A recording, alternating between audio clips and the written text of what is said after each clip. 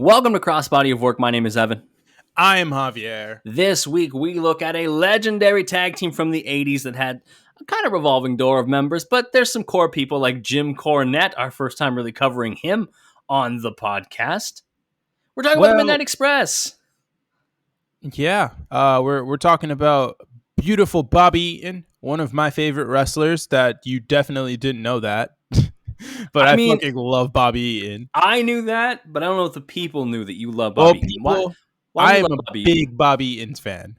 I don't even know. It's just it's more so the look than anything. Like, I just love that look, and like he is such a charismatic like wrestler. Like, not even with the microphone. Because honestly, I don't know that I've ever heard him speak. But you don't have to when you have Jim Cornette, and then later, spoilers, Paulie Dangerously. You don't really have to talk.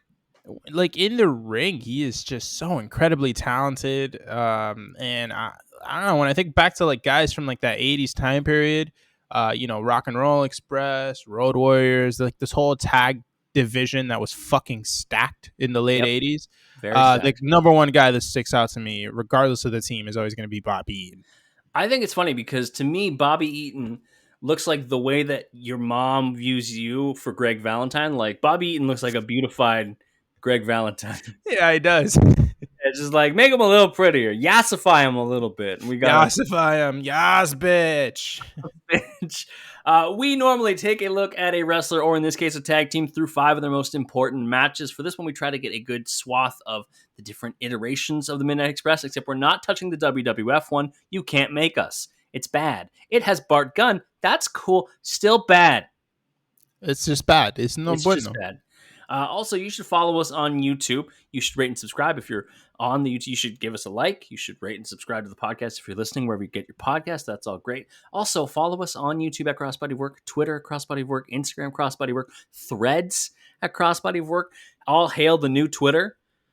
I'm on Thread. Go to fullpressshop.com, cop the merch, support the boys. Javier's showing it off on the YouTube right now. But most importantly, I'm going to say most importantly for this week, twitch.tv/Crossbody of Work. Because your boy's going to be streaming some AEW Fight Forever. Come join me. I want to stream Road to the Elite. I want to stream whenever they drop that Battle Royale mode. Yeah, that Stadium Stampede Battle Royale or something like that. So join us at Crossbody of Work. See all of our stuff. We appreciate all the views, all the love that we've been getting, all the listens. Keep it up if you want to hang out with us. Now, Midnight Express is more than just Beautiful Bobby. Like I said, it's a group that had many different members, usually managed by Jim Cornette. Started in 1980 with Dennis Condrey and Randy Rose in Southeast Championship Wrestling. In 1981, they were joined by Norvell Austin. Who? Norvell Austin. I don't know who that is. Okay. They disbanded in 1983, and later the same year, a new version came out, and that was Dennis Condrey and Bobby Eaton with Jim Cornette, of course. This is the group that we're looking at for our first match, which I did not know that a match of this type existed in the year of our Lord. No. I knew. So here's the thing. Let me explain. I knew this match took place. This is the scaffold match, also known as the Skywalker match, between Midnight Express and the Road Warriors. I knew this match took place. I did not realize it happened in the year of our Lord, 1986. That seems too early. Because you got to think, it was it was kind of at like the height of the Road Warriors' popularity, and that was like 86, 87. Height. Sorry. Yeah. I didn't realize it was so. It just, in my mind, doesn't make sense that they had come up with scaffold match. This thing that almost like killed New Jack happened in 1986. Brother, it almost fucking amputated Jim Cornette's leg. That's true. We'll talk about that in a second. So this is the Bobby Eaton and Dennis Condrey versions. This is the second version, if you count the version of Norvell Austin as like the 1.5, like the update with bugs. To win this match, you must throw both your opponents off of the scaffolding. Yeah. It's pretty straightforward. But it's pretty straightforward. It makes for a very weird watch. No, it makes for a terrible match. It's an awful. Atrocious match. It is literally them treating this goddamn scaffolding like it's a fucking rickety bridge at a playground. It's so the bridge from Shrek. Yeah, that that Donkey and too. Shrek have to get across. Yeah, Don't care. don't look down. No, but like like at playgrounds, those like that little like wood log that they call the rickety bridge, where you just like it's like held together by chains, kind of, and just goes like that. I don't think I had any dangerous playground equipment like that. That's not even dangerous. It's literally chained up to the gills. Like you can't even fall through it most of the time. Lame. So yeah, this match is bad, but it's very memorable. And if we tried to break it down match move by move, we couldn't because there are no moves. Well, there are some moves. They punch. They punch. They have found the punch button and they do spam it. It's like when you're playing like one of those WWE games and then you just pick Stone Cold Steve Austin. You just punch. Yeah, you just throw hands. That's all you do. That's all you do. Hawk and Animal are already up there. Condrey and Bobby Eaton are way too scared to climb up. So we spend like the first 3 minutes of this match just kind of pretty much. It's honestly just Hawk and Animal just saying pussies without saying pussies. Like Cornette's holding Eaton by the leg to stop him from going up. It takes him a while, but the Midnight Express do get up onto the sky bridge. Condrey slides through the legs of Hawk. He's like, little kid. He's just crawling. It's great. Yeah, there's some stomps. Hawk stomps on Condrey, Eaton with a rake to the eyes. The biggest thing early is that Condrey throws powder in the eyes of Hawk and some in the eyes of Animal. I was like, at this point, throw them off the fucking bridge. They cannot see. They are legally blind. Yeah, they can't see. Throw them off the bridge. Just before the baby powder spot, Animal. I was about to say Hannibal. Hannibal Buress. Homeless comedian Hannibal Buress. I just want to give a quick shout out to Christina Applegate. Hannibal looks like he's just humping Dennis Condrey up there. He's just like on top of him, just kind of sliding in a weird way, which is fine. I mean, Jalen Green loves that spot. I'm so glad we were about to make the same joke. Fantastic. Jalen Green absolutely loves that spot, but it's Josh just, Christopher Hope spot. It's just a weird situation. The boys is getting worked. They can't see, and they are getting worked by these Midnight Express motherfuckers. As this is happening, a piece of the barricade breaks off because Hawk is sliding through the side. Like there's gaps on the side, and Hawk slides through, and then they pan out, and a piece is just clearly broken off. And at that point, it was like, you guys should get down. This is not well done. This is no longer safe. This was not a union job. Yeah, no, it was not. Beautiful Bobby, just like climbs down a little bit, and I think it's Animal who has his leg like sticking off the side a little bit, and Bobby just grabs it and starts fucking Tarzaning on it. He's just swinging and manages to catch himself back on the support beam because underneath on the bottom side it looks like ladders, so it's pretty easy to be able to kind of hold yourself. But that part was a union job. I think Eaton didn't realize how far he was, and so he really had to swing on Animal's leg. That was the best part of the match by far. It's one of the best parts. The best part is it when Jim Cornette falls? No, it's not. But we'll get there too. Animal is just repeatedly dropping Bobby's face first into the structure. He gets busted open. So he's somehow on the other side. It's probably the same thing happened to Dennis Condrey, but Dennis Condrey also gets busted open. Dennis tries dipping the scene. He just starts climbing down. Hawk is not having it. Just grabs him, starts punching him, all this other stuff, which doesn't make any sense to me because if he just climbs down, like he's out. They win, yeah. It's not even they win. Isn't it both men have to get down? Yeah, but still, you could just beat up Bobby Eaton, then 2-on-1 as the Road Warriors. Listen, if you're gonna leave one up there, you want it to be Dennis Condrey because Bobby Eaton's a megastar. Condrey and Animal brawl. So at one point they get underneath, like they're grabbing the support beams underneath the scaffolding, and they have a chicken fight. That's what they do. And it's very easily won by the Road Warriors. They immediately kick both Condrey and Eaton off. Bro, it's like, what is that thing called? Jungle Gym? Is that what it is? At playgrounds, the shit you just like go like that on. Monkey bars. Monkey bars. That's what it was. Yeah. They just like use it like it's fucking monkey bars.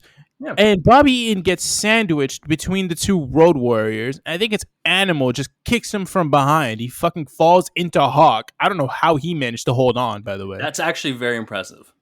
Like the upper body strength on that man, because damn.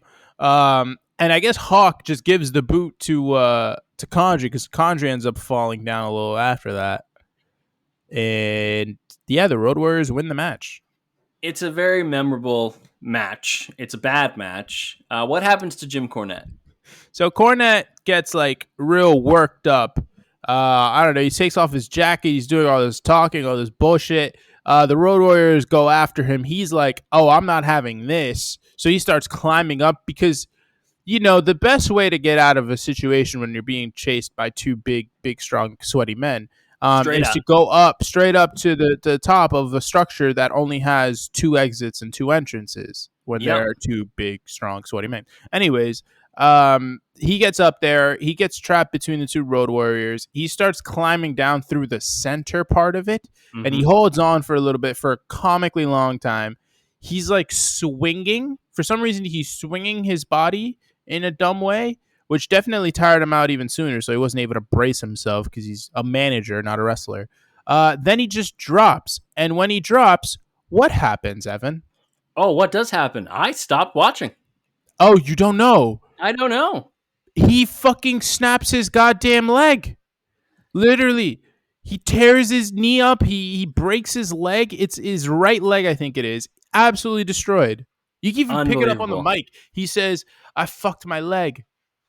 Unbelievable. Normally it's you who stops watching the clip before the good thing happens in the aftermath. Okay. To be fair, I just know about this match. I didn't know. I knew about the match. I didn't know what happened to Corny. So that's... Yeah, wild. I knew what happened to Cornette, so I was just waiting until it happened. So in March of 1987, so 4 months later, Condrey suddenly left Jim Crockett Promotions without giving any reason, leaving our boy Beautiful Bobby without a partner. And Dusty Rhodes made the decision to pick Stan Lane, who was a single star in Florida, to kind of pair the two up. Do you know who else was considered for the role? I do not, but Sweet Stan Lane was the perfect choice. It was. The other choice, Dr. Tom Pritchard. Ooh, not bad. Apparently, it was thought about but never officially suggested. So now we're in Dr. Tom. Now we're in the Condrey. So we have the Stan Lane and the Beautiful Bobby one. We're gonna leave them and move to a different version of the Midnight Express, which is Condrey in the AWA teaming with Randy Rose under the management of Paulie Dangerously. Yeah, this ain't it. It feels fake. It feels like when this someone offers you a Dr. Pibb. It's just like, there's just, the Midnight Express had this like aura to them, I will say. Like there's just like a look, there's a feel to them. And Paulie Dangerously, for one, can't be the manager of this team. There's just it doesn't work for me. He's too much of an overpowering figure, I would say. Such a good manager, though. He's such a good manager. Don't get me wrong, yes. But at this stage of his career, when he's Paul E. Dangerously, he's more of a focal point than he is, a supporting character. Yeah, like Jim Cornette, yes, he was obviously a leading presence in the Midnight Express as their manager. But he kind of like blended in once the bell rang and stuff like that. Like, I don't know how to describe it. I think I could put it in. I think the original Midnight Express, whether the Condrey lineup or the Lane lineup, felt like a cohesive unit. It all meshed together. Paul E is great, and Condrey's not bad. Rose is fine. No. As a trio, they don't feel cohesive at all. They don't work. They just don't even like look. Like there's just like a look to Stan Lane and Bobby Eaton. Like you look at those two guys next to each other, and you're like, yeah, it makes sense that they're a team. Yeah. You look at these two dudes; they look like fucking 45-year-old dads who saw an episode of Magnum TA and decided, yeah, I'm gonna be a wrestler. Slater Gator just doesn't work. No, it just doesn't work. No. Speaking of a team you probably didn't expect to hear about. They're against the Midnight Rockers. They're against Shawn Michaels and Marty Jannetty. Yeah, I didn't expect to see them. That. Yeah. AWA World Tag Team Championships, December 27th, 1987. This match is fine. This match is a lot of me being impressed with Shawn Michaels. How old do you think Shawn Michaels is here? What year is this? 1987. I guess he's probably like 21, 22. He's 22, and Shawn Michaels is really fucking good. You Yeah, can because by the see it time here. the split happens, he's like in his like 27, 28 Yeah, range. which is weird because this feels so far removed from that, but it's really not. Yeah. It's not. I mean, he was a solo guy in 92, so Yeah. the split happens in 92, isn't it? The only thing I want to talk about with this match, we'll talk a bit about how the actual in-ring stuff was. That's fine. Can we talk about the commentator? Did you listen to commentary? No. Normally, when I talk about commentary, I'm complaining because that's what we do. Shout out to Rod Trongard. He is unfucking believable on commentary. He's I have no so idea. good. To the point where I googled this man because I wanted to know. He was the voice of the AWA for a while. Did a lot of Minnesota sports. Oh, Very did he know? very popular broadcaster. He sounds like the newscaster Muppet. He's awesome. I immediately was drawn in. I normally try to tune out commentary because a lot of it's bad. Even when even like young Jim Ross had his lumps, right?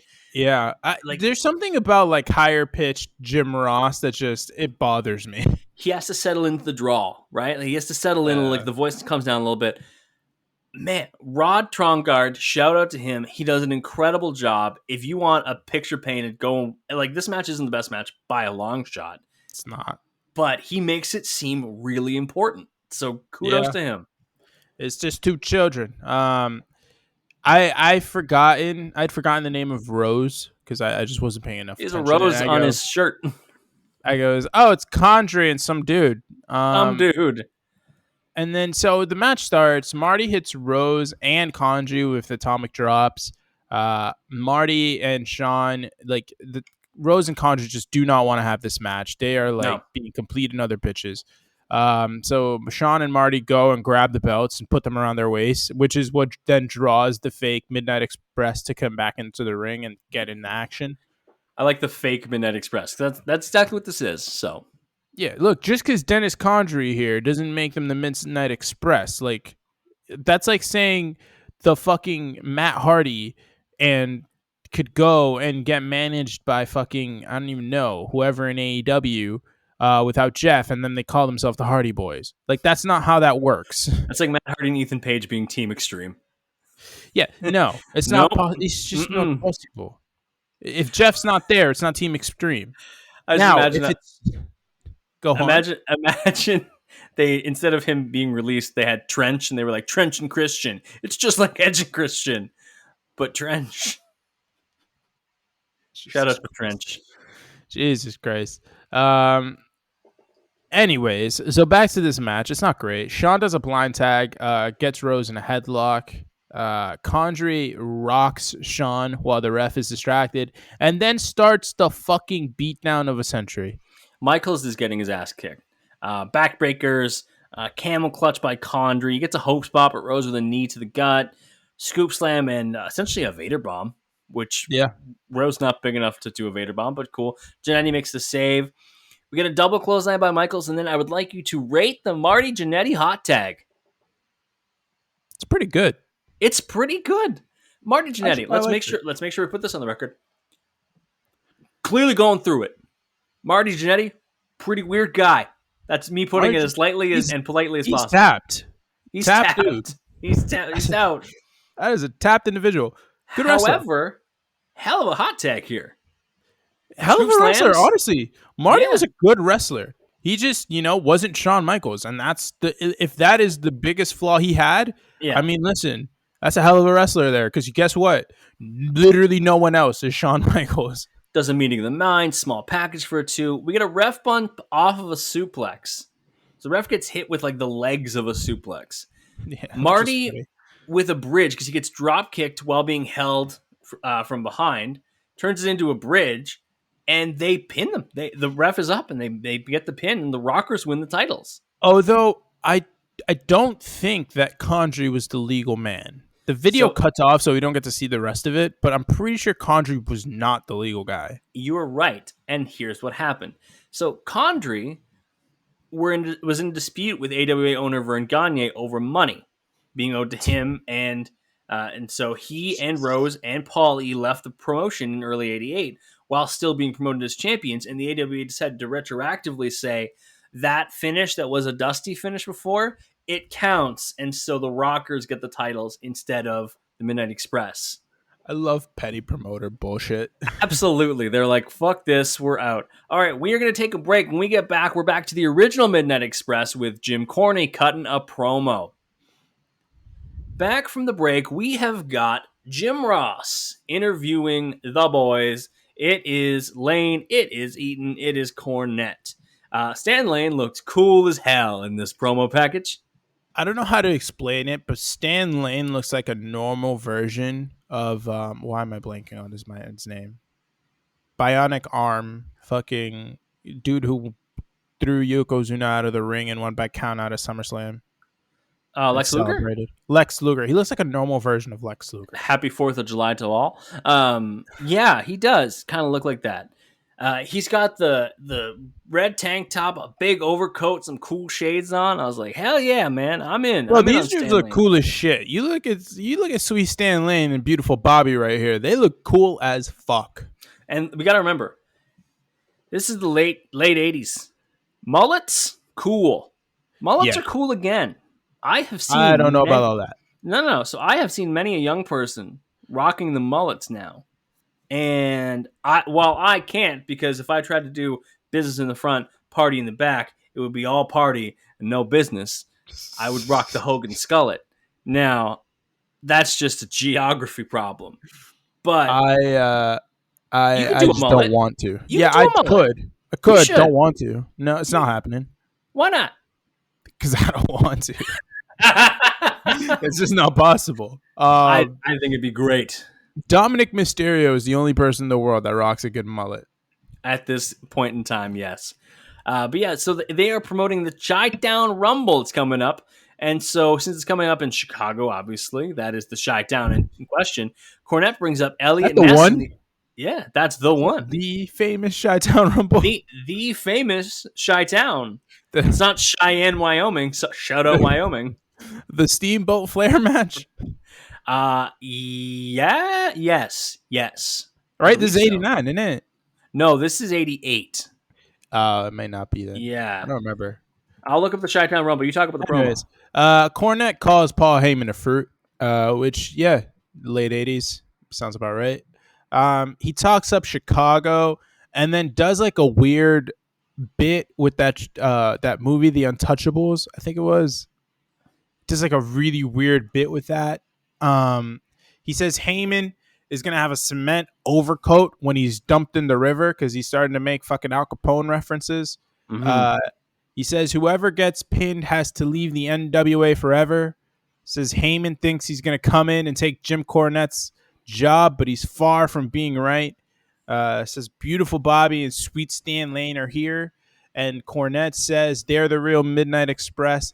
And then I have to say, one of the greatest closing lines I will ever hear in a promo. I'm going to cut you off, but I'm going to let you go back into it. You're right, this is 89. We have this in the wrong order. Our next match is from 88, so this happens after our next match. Sometimes we get the order wrong. It's all fine. Talk about this badass closer, because it's really good.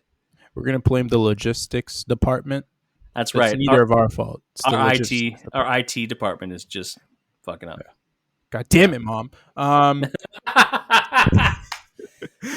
Meatloaf! Fuck! Anyways, Cornette goes, and listen, I am no fan by any means of Jim Cornette. This is legitimately... we should put that out there too. Jim Cornette. No, Jim Cornette.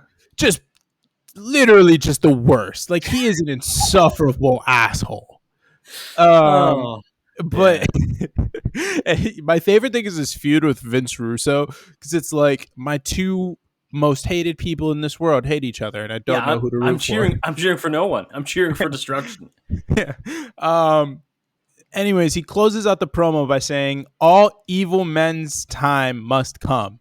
Capone died a broken man. Hitler blew his brains out. They fried Ted Bundy 2 weeks ago. And Paulie, you're next. Now, is it a little much to compare Paulie to Hitler? Yes. Yes, it absolutely is. But you cannot tell me that to close out a promo where he's calling this man out. That isn't straight up heat. I very rarely listen to a Okay, promo saying more heat than in once. this context is also not very good I on my end. very rarely listen to a promo more than once. I got to the end, I was like, I have to run that back. Jim Cornette just like absolutely destroys. You're like, okay, this is Bro, crazy. he Good for him. ethered his ass.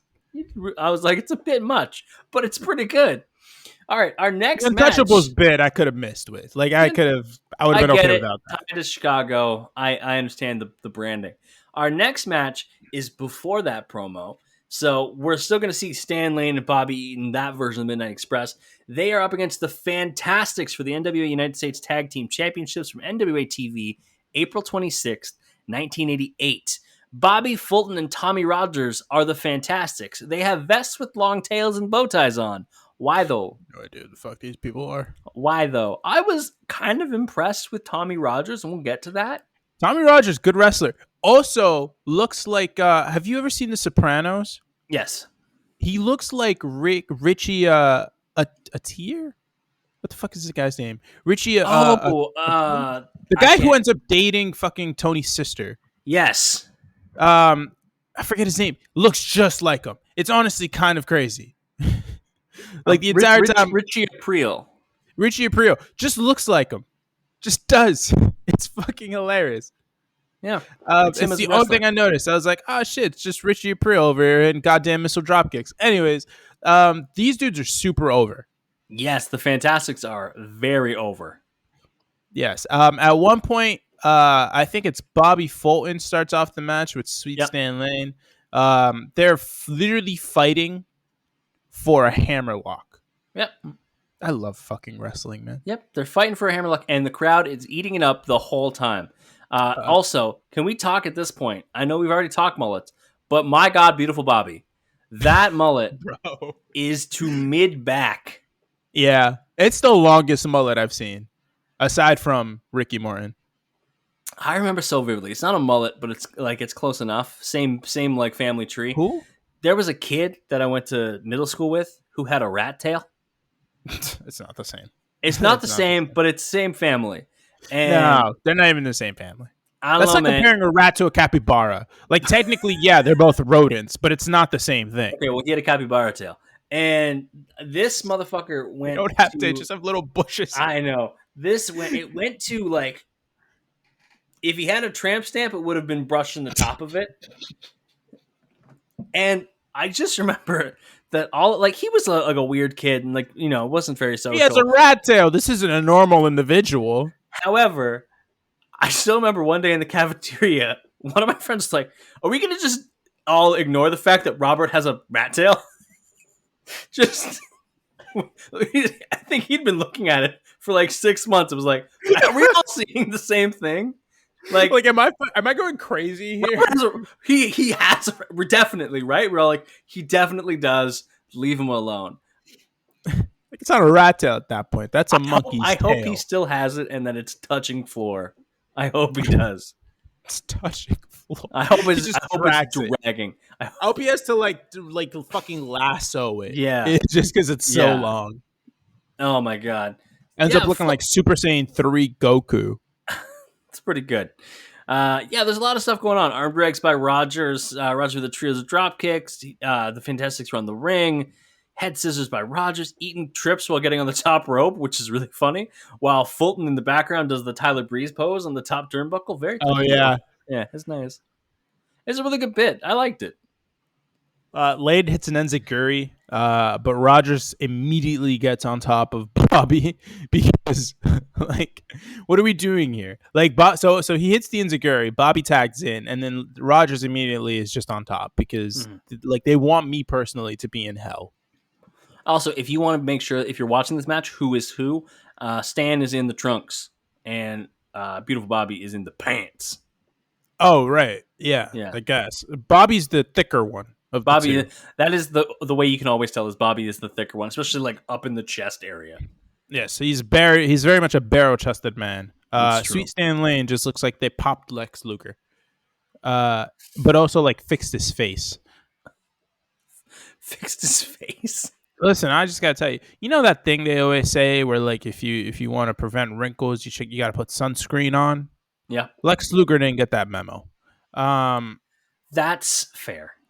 and so this is so Bobby Eaton at one point is outside. He goes for a punch and then does the comic sell where he misses the punch and just like does a spin. Yeah, And in that spin, he gets pushed right into the ring post face first.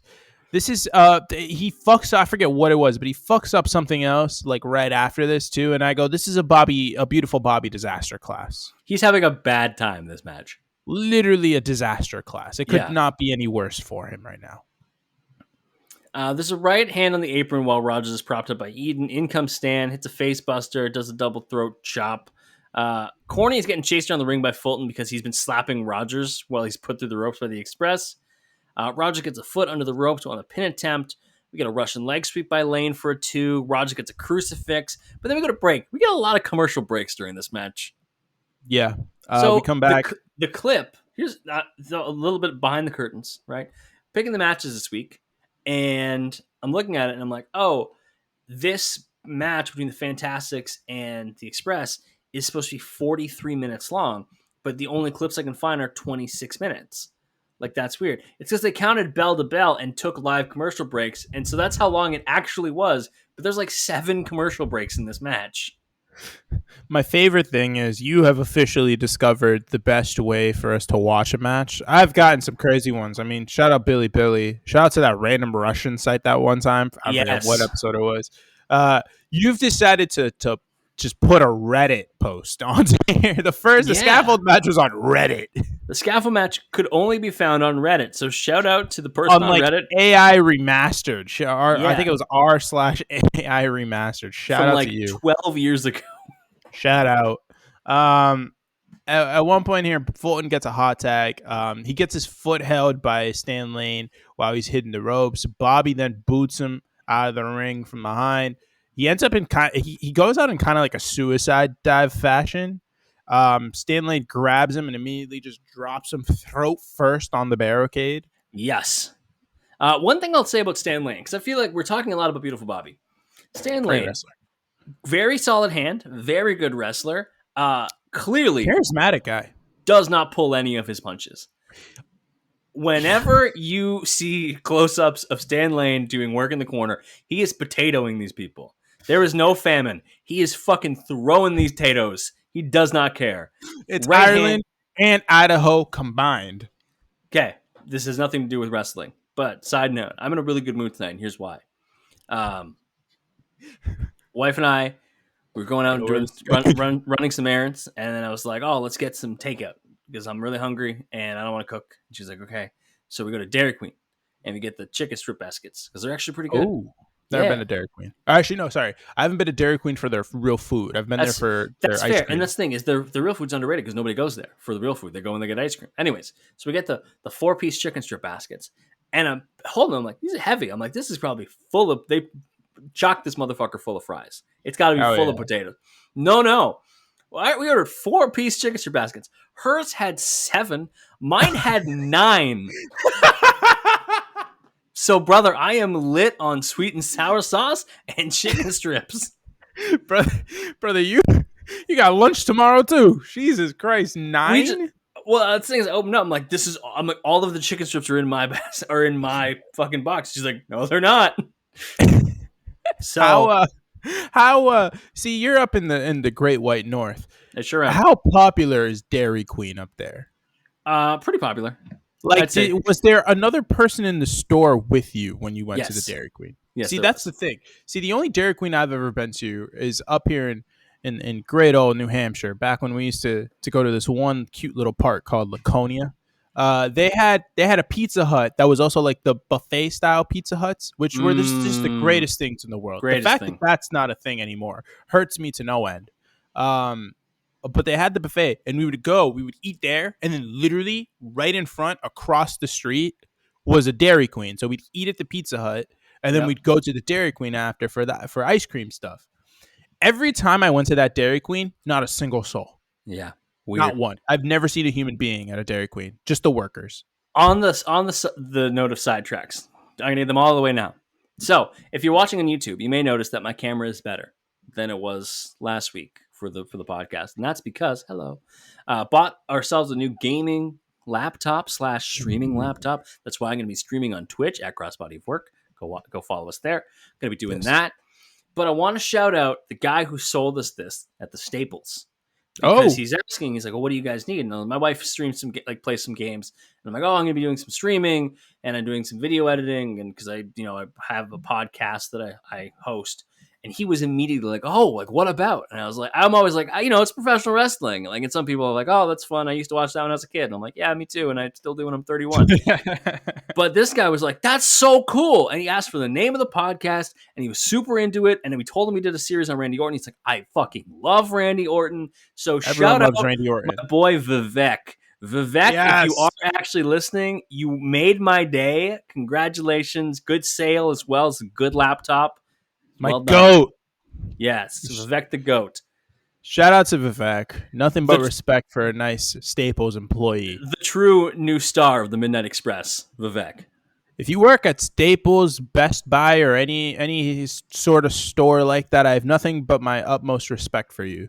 Yeah, I mean, the Best Buy employees taught us the difference between sauce and juice. So, like, that's important, you know? It's very true.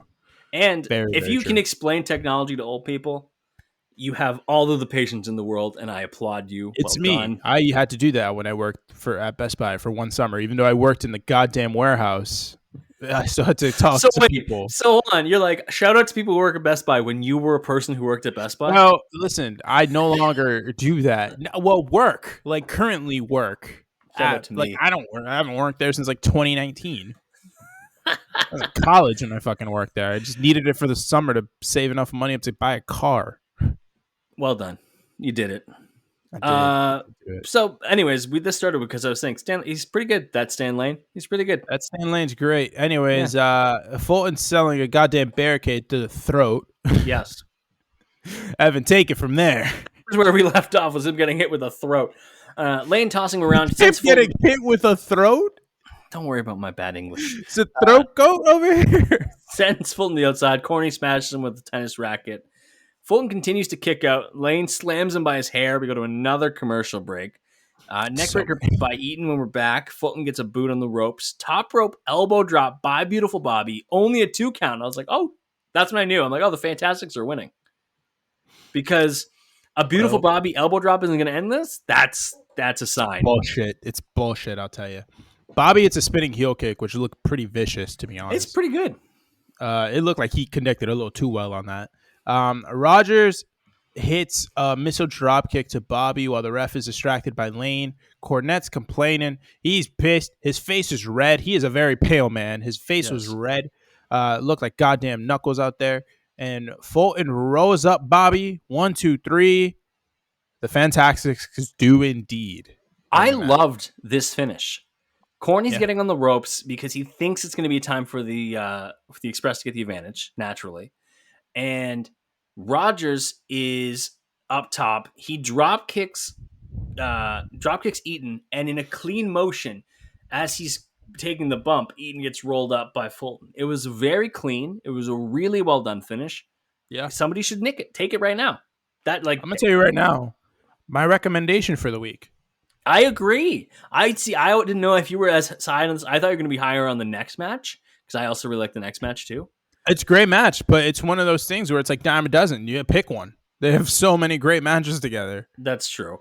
I think this is the match of the week as well. So go and check out the match between the Fantastics and the Midnight Express. We're going to take our break. When we get back, it's a battle of the Expresses, baby. Back from the break, we are at Wrestle War 1990. Midnight Express versus Rock and Roll Express. It is fun to see the Rock and Roll Express when they're not 60-something. Like they are right now. Yeah, seeing Ricky and Robert still wrestle is kind of crazy. But also, they look more rock and roll right now. They got like the acid wash jackets, and they got the big hair. They're very Poison, you know. Like I'm like, all right, this is the rock and roll. Yeah, they are very rock and roll when you compare them to like Steven Tyler, like nowadays.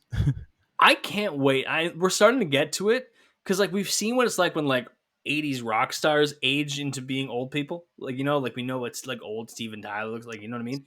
We're about to get old rap, and I'm very excited for old. Like right now, the best example is Snoop. Oh, I mean, Snoop just looks the same.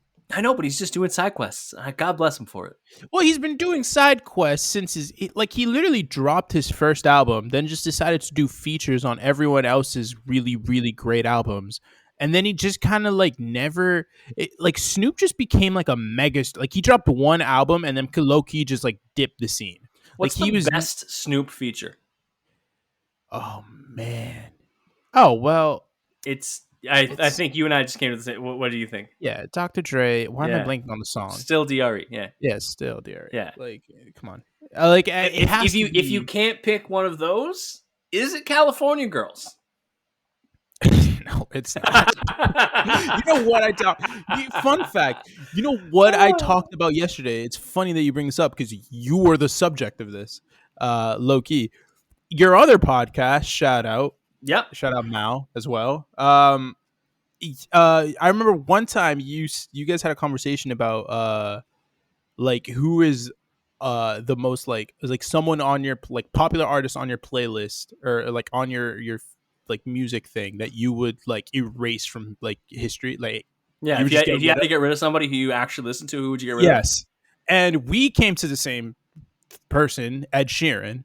Yeah. And I was saying this because yesterday I went to the Red Sox game with my buddy Sean. Shout out. He sometimes listens to this.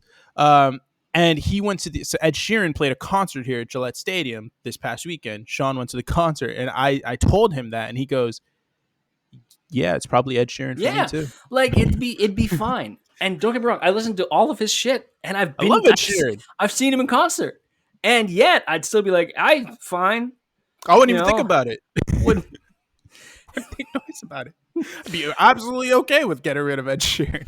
This rivalry, Rock and Roll Express versus Midnight Express, is a very, very long one. These two teams know each other very, very well. This match is kind of built on that premise, where these two teams know each other so well, so they counter and they double counter a lot. So that's a lot of the early going of the match.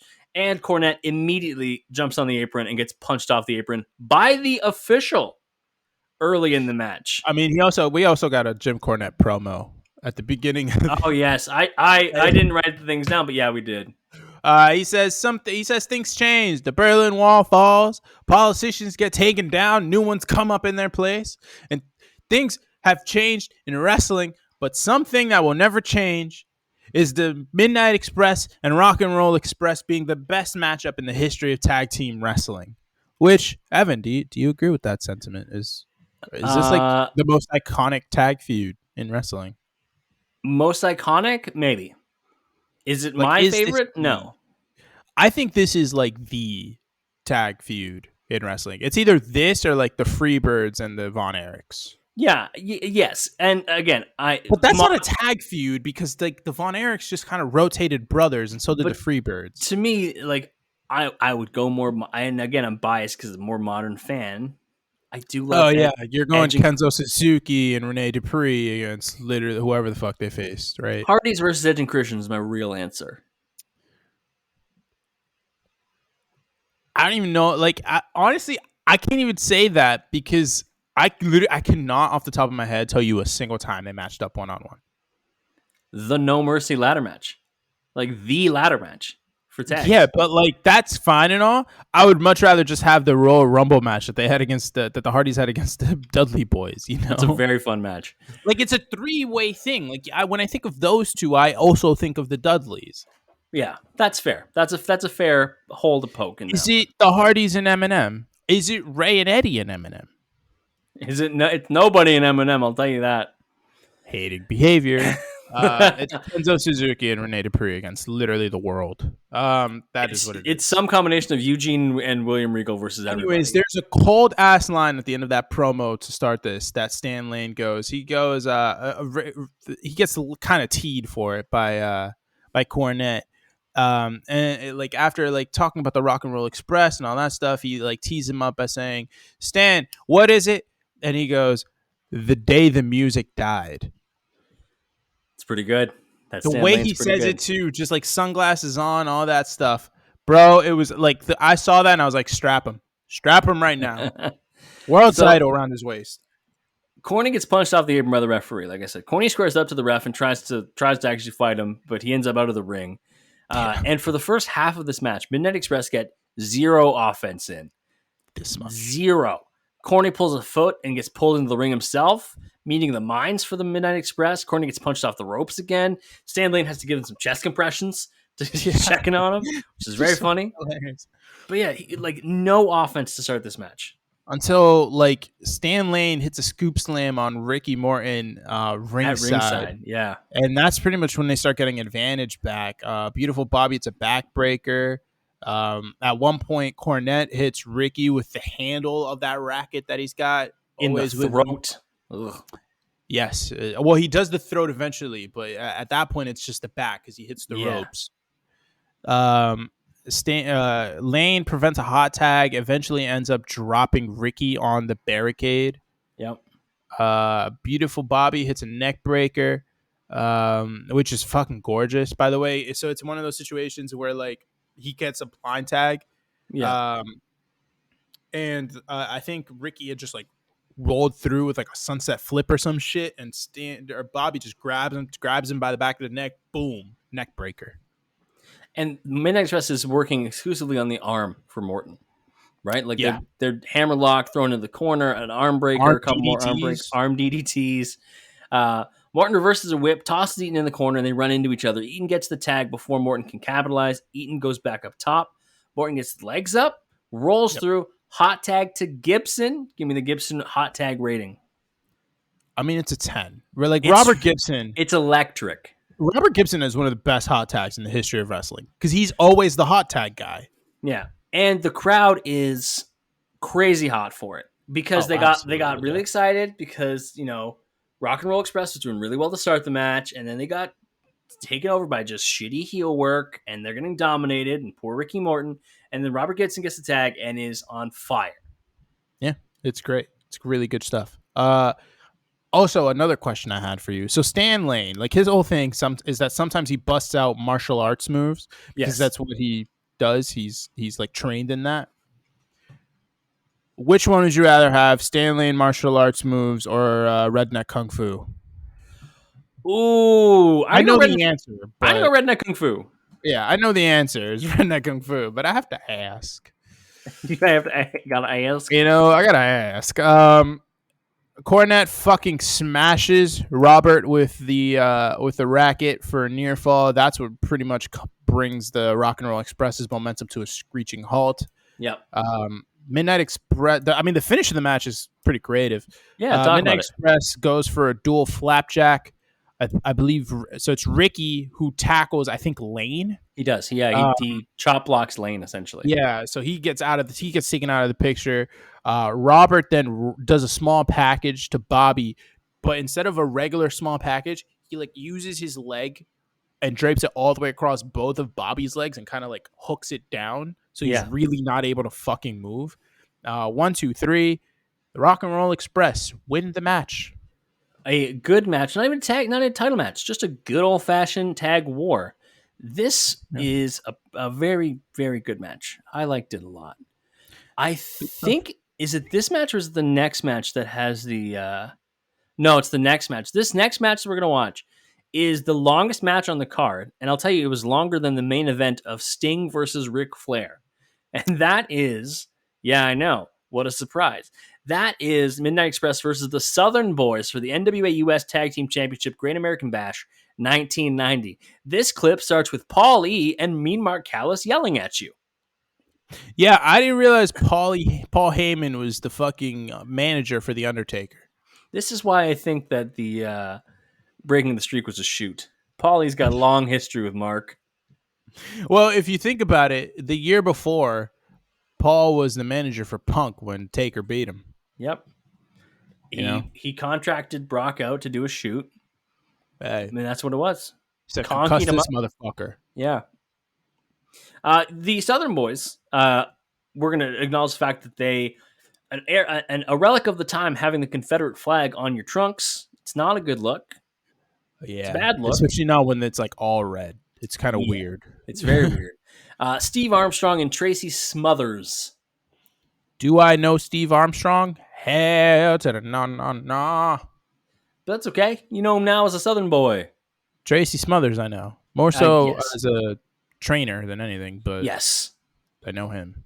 It's always fun when you see the people who are like really good trainers, you see them doing matches. I see the same way. Anytime I see Norman Smiley, I'm like, look at you. You're a really good women's wrestler trainer. Good for you. Or like, what the fuck is his name? Matt. Anytime I see Albert, I'm like, oh, well. Matt Bloom. This guy runs the Tensai. performance center. Tensai. All right, we don't have to go that far. Midnight Express are the USWA champions or tag champs. And we got a brawl on the outside to start this one. Eaton gets double body dropped and double drop kicked in the ring. Eventually, when the match actually starts, it's Eaton and Armstrong. Eaton goes to the top early. Armstrong slams him off because he went up without doing any damage to him. I've played enough 2K video games to know you shouldn't do that. Top rope, monkey flips him, jabs and drop kick plus a top rope lariat. And I was like, oh shit, Armstrong's pretty good. Yeah, that like he got some really big height on that top rope clothesline, like the flying clothesline. And at that, I was like, at that point, just do a crossbody. Yeah, if you're gonna get that high up, like just commit, just do the whole crossbody. Yeah. The Southern Points dominated early on. Stan Lane does great martial arts, but in the end, he gets got by Armstrong. Smothers has the drippiest move I have seen in wrestling in quite some time. I think it's going to be the same move that I'm going to have a note about, so go ahead. So he's on the apron. Stan Lane's on the outside.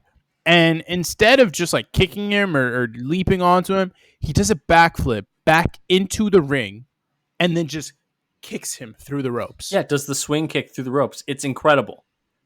It's amazing. And this is all after he did some incredible like high kicks in the ring.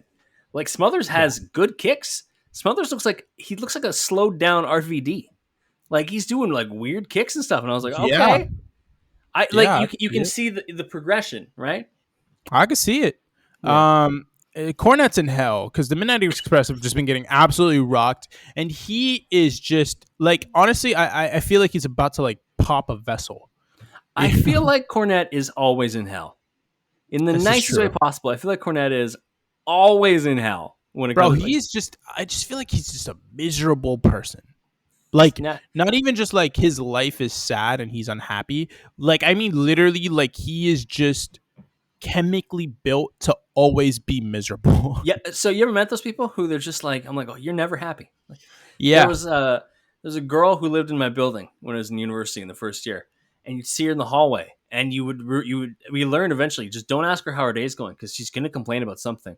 But someone would inevitably make the mistake of like, oh, how's your day going? She'd be like, well. And also for context, she's like 4'9", and I did her voice perfectly there.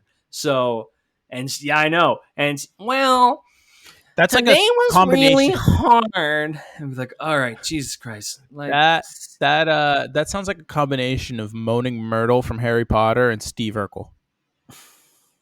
That's actually that's exactly what she sounded like. Yeah, you're welcome. Blind tag. Lane absolutely rocks the shit out of Tracy Smothers. He hits an atomic drop. Bobby gets into the ring, catches him off the atomic drop, hits a backbreaker, and then just kind of holds him there on his knee. Yeah, the holding backbreaker, which I always love. I love that. But Roderick Strong sometimes does that. Yeah, shit sometimes. Yeah. Roddy Strong does that. There's somebody in like the mid 2000s used to do it too. It's probably Dickhead. I think it was Dickhead. Shit. We don't talk about that. We don't talk about him. We don't talk about Bruno. Big clothesline by Beautiful Bobby. Axe handles to the back by Lane. Series of head kicks by Lane in the corner. And these all connect too. Stan Lane does not know how to not hit somebody. It's true. This man he just be hitting. He's just hitting people. Eventually, Armstrong gets a hot tag. It's just kind of punches. And then it's a meeting of the minds. And then he does like a weird leaping shoulder tackle. And that's about it. Yep, Smothers with a scoop slam to Eaton, raised dropkick by the Southern boys. Ref's trying to get them out of the ring so they can't get the pin because they were too busy both being in the ring. Ref's like, one of you has to leave, get out. So they can't get the pin, and that goes Midnight to the finish. Midnight Express hit their finisher, which is a rocket launcher, which is essentially just Lane tossing Bobby. Yeah, for an elbow drop. Yeah, for an elbow drop. for a near. So it's a near fall on that one. All hell breaks loose. All the men are in the ring. The ref has no control. I thought this was going to get thrown out for a So DQ. did I. Yeah. But no, just randomly out of nowhere, Bobby rolls up Tracy Smothers. 1, 2, 3. The Midnight Express retained their titles. Very interesting development. Very weird finish. I like this match too. I I think really liked it. if you want to watch a non Rock and Roll Express match because you've seen those, Or if go you just watch- want to save for a rainy day, yeah, for an eventual Rock and Roll Express episode that we will 100% be doing, I don't want to talk. you should watch this match or the Fantastic match for sure. Yeah. It's great stuff, man. So, October 29th, 1990, the Express showed up for Worldwide Wrestling TV tapings in Anderson, South Carolina, only to discover they were not on the card. Since they were not told ahead of time, Eaton was unable to take the day off to spend time with his wife and children. Cornette was already frustrated over what he perceived as a burial of Lane and Eaton by WCW President Jim Herd, and discovered that they were booked for 4 matches at the October 30th World WCW TV tapings in Atlanta, and they were going to lose all of them. So then they went and confronted Ole Anderson, the booker, and Cornette was told to go home if he disagreed. So Cornette left and told Lane he was leaving for good. Lane decided he was going to quit too. And after they said goodbye to Eaton, who had to stay due to his family obligations, both men left, went to North Carolina. It was not until Ole came looking for Cornette and Lane that he realized they had quit. So for the first time in almost a decade, there was no Midnight Express. It got resurrected in WWF in 1998 with bombastic Bob Holly, and bodacious Bart Gunn. It was a bad time. It's not great. It's not a great time. It's not great. They did win the NWA World Tag Team Championship from the Headbangers, a match we've covered in our Headbangers episode. I know, and it's so dumb. It's so dumb because there was an NWA invasion angle because you can't not do an invasion angle in the WWF. It's the way it always goes. I hate it here. What did you think reviewing the career of the Midnight Express? Well, the real Midnight Express, Stan Lane and Bobby Eaton, it's a great time. It really is. I love watching beautiful Bobby matches. I never really get enough of, or really don't do the effort to watch a lot of the Midnight Express stuff. I kind of just try to find some of his solo stuff because I fucking love Bobby Eaton. But seeing them as a team, they really have this great, like, I don't know how to describe it other than like charismatic chemistry with each other. Yeah. Like, not that they're like tag stuff is like, fluid and beat by beat is great, because it's not. It's the 80s and everything's going to be, a little muddied and all this stuff. But just like, I don't even know how to explain it. They just like had this aura about them that was just like, you look at them and you're like, yeah, those two dudes, they're together and they're fucking cool. Yeah. They just had it. They had it. And I will give a shout out to Dennis Condrey because he's part of the original iteration. We had to see a little bit of what his style was like. And yeah, you can not like the Condrey and Rose version as much. That's fine. But we got to see the Condrey and Eaton version. That's okay.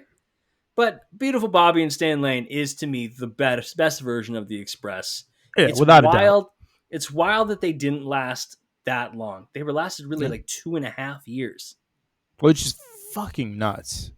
Like, think of how long comparatively, and people do this all the time with like current wrestlers because they've been around forever. They have long careers in the same company. Yeah. Like the New Day have been around for what, almost a decade now? Bro, the primetime players were a team longer than that. Probably. Definitely. Not even probably. Definitely. They formed in like 2013. They ended up splitting, 2017 range when Darren Young got sent off after he got hurt and then came back with that weird gimmick. The Midnight Express lasted a half year longer than Los Matadores. That's crazy. That's an upsetting statistic. That's crazy. I did not like my quick Google of Los Matadores, and I also don't like to see my crazy. search history now.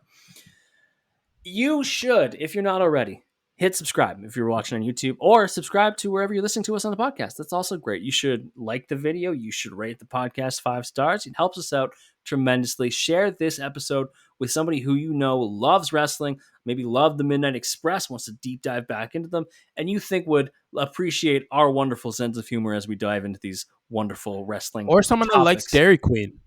or someone who likes Dairy Queen. 9 chickens? Are you out of your fucking mind? Anyways, Do I have to go to Dairy Queen? you got to go to Canadian Dairy Queen. They just be giving shit away. It's like communism. It's amazing. All right. You should follow us on all the social media at Crossbody of Work, YouTube, Twitter, Instagram, Threads, and Twitch. That's a full 5-pack of things you should follow us on at Crossbody of Work. Javier, where can people find you on social media? I'm on the Twitter machine at JMello Sports. I guess I'll get on Threads. Yeah, I too will be on Threads eventually. I will be on Threads soon. Follow me on Twitter for now at @7gomes, ITSEVANGOMES. Soon I'll be on Threads, I'm sure. I mean, probably. I'm not. I like it. I like Threads. Publicize it until it becomes like a thing. But yeah, but I'm sure I'll be on there eventually. But I'll tell you what the handle is when I get there. You know what I mean? Go to fullpressshop.com, cop the merch, support the boys. Go to fullpresswrestling.com to see all the matches. We both agree the Fantastics match is the recommendation this week. Yes, but sir. any of the last 3, excellent. Also, go and listen to that Jim Cornette promo if you can stand 2 minutes of Jim Cornette. It's great. Or just listen to the last like 30 seconds of it. He really sticks the landing. Well done for him. Next week, we are continuing with our older school deep dives. Next week is the career of Pedro Morales. I am very excited. More known nowadays as the man that Roman Reigns just eclipsed. Yes, because Pedro had himself a hell of a title reign.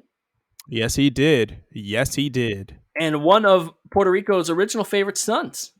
Oh, he's Puerto Rican. Shout out to my guy. Puerto Rican, yeah. Yeah. Puerto Rico también, cabrón. So it's going to be very exciting because, a very old school wrestler, starting his career in 59 and would wrestle until 87. So it's a long time for us to pick matches from. So if you know Pedro Morales matches, you know you want us to cover a certain one, hit us up on Twitter, on Threads, on Instagram, YouTube comments, wherever you want. Make sure that we'll cover it. It's time for everyone's favorite part of the podcast. Javier, any final words for the people? This is going to be a very controversial life advice. Javier, I like this. Because it's not even advice. Well, technically it's advice because I'm definitely improving all these people's lives with what I'm about to say. Okay. But it's more so a demand. It's more so, it's not even a request. This is a demand. Very weird energy to take, but sure. This podcast drops on a Saturday. The day before, Speak Now, Taylor's version would have dropped. Yes, it would have. This week's life advice with Javier, I want all of you fuckers out there to download, stream, whatever you got to do. Support this damn woman because that is an incredible album. And it's one of those things that this is honestly probably the one that I'm most looking forward to her redoing because I just want to see what more mature Taylor does with these songs that she wrote when she was like 21. Yes. 20 in that range, and it's just, she's fucking great. All these have been fantastic, and Speak Now is a great album. So she has a very long back. Does she need your support? No, she's gonna get number one on most of the songs in the top 10, 15, 20, 25, whatever the hell that ranking is. But still, go listen to it. This is for you. It's not for her. Give me your favorite track on original Speak Now, and then we'll chime back in next week. It's Mean? Oh, actually, yeah, Mean. That's a good choice. That's a good choice. I like that. That's good. It's Mean, and then it's oh my god, why am I blanking? Better Than Revenge. So mine is Back to December, and then Better Than Revenge. So this is good. Same 2 spot. I like that. This is why we're co-hosts. The boys shaking hands. Boys doing well. There we go. That's the gift right there. The boys shaking hands. Social distancing. Thank you for joining us as we talked about the Midnight Express. We are back next week to talk about Pedro Morales. Be sure to check us out on YouTube. Lots of good content coming in there. We got this past week or this upcoming week we did. We're doing World War III, the first ever World War III match. 60 people, 2 rings. What a terrible idea. Last week. We drafted the worst wrestling gimmicks of all time. We're in our bag right now on YouTube. Go check us out at Crossbody of Work. We'll be back next week with Pedro Morales. We'll talk to you then. The day the music died.